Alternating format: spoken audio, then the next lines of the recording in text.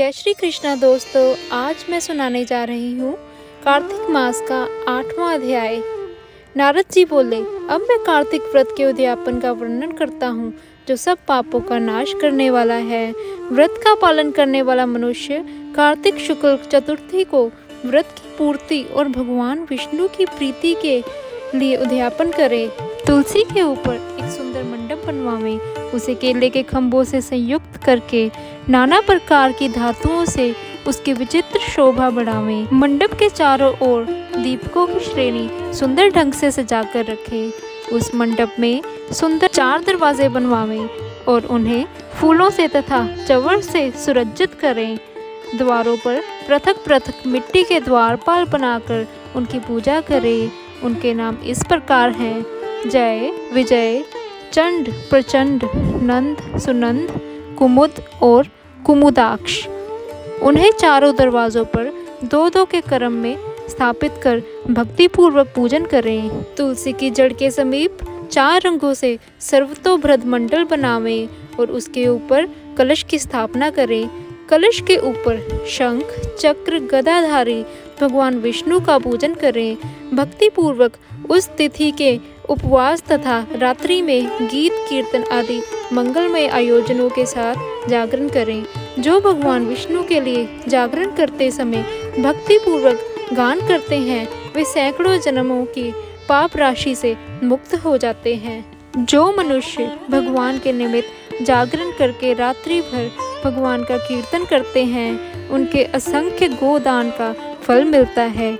जो मनुष्य भगवान की मूर्ति के सामने नृत्य गान करते हैं, उनके अनेक जन्मों के एकत्रित पाप नष्ट हो जाते हैं। जो भगवान के सन्मुख बैठकर कीर्तन करते हैं और बंसरी आदि बजाकर भगवत भक्तों को प्रसन्न करते हैं तथा भक्ति से रात्रि भर जागरण करते हैं, उन्हें करोड़ों तीर्थ करने का फल मिलता है।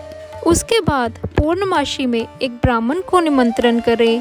प्रातःकाल स्नान और देव पूजन करके वेदी की अग्नि की स्थापना करें और भगवान की प्रीति के लिए तिल और खीर की आहुति दें। होम की शेष विधि पूरी करके भक्ति पूर्वक ब्राह्मणों का पूजन करें और उन्हें यथाशक्ति दक्षिणा दें। फिर उनसे इस प्रकार क्षमा प्रार्थना करें, आप सब लोगों की अनुकंपा से मुझ पर भगवान सदैव प्रसन्न रहें।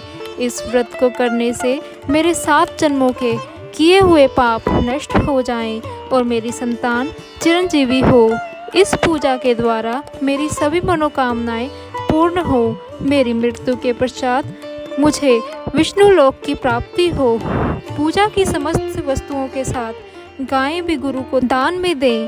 उसके पश्चात घर वालों और मित्रों के साथ स्वयं भोजन करें।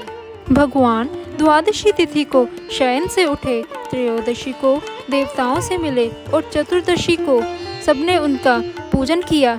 इसलिए इस तिथि में भगवान की पूजा करनी चाहिए। गुरु की आज्ञा से भगवान विष्णु की प्रतिमा का पूजन करें।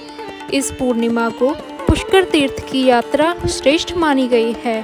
कार्तिक माह में इस विधि का पालन करना चाहिए। जो इस प्रकार कार्तिक के व्रत का पालन करते हैं, वे धन्य और पूजनीय हैं। उन्हें उत्तम फल की प्राप्ति होती है। जो भगवान विष्णु की भक्ति से तत्पर होकर कार्तिक व्रत का पालन करते हैं, उनके शरीर में स्थित सभी पाप तत्काल नष्ट हो जाते हैं। जो श्रद्धापूर्वक कार्तिक में उद्यापन का महात्म्य सुनता है या सुनाता है, वह भगवान विष्णु का आशीर्वाद प्राप्त करता है।